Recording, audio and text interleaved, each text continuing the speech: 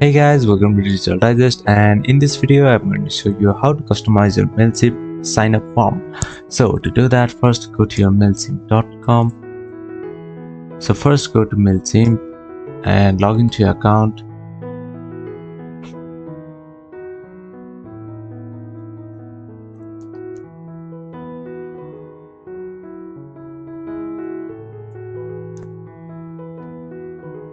Alright, so once you're here, all you have to do is go to Audience tab and then click on Sign Up Forms.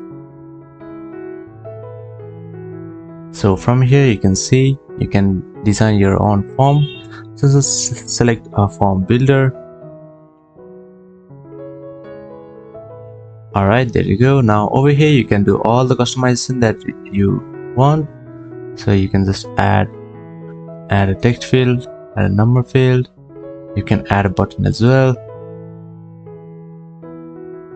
and here you can do all the design. You can even do the colors as well. You can do everything here, and in the end all you have to do is save it and your sign up form will customize like this. So that is how you can do it. Thank you for watching this video, and I will see you on the next one. Also, don't forget to subscribe to our channel for more videos like this.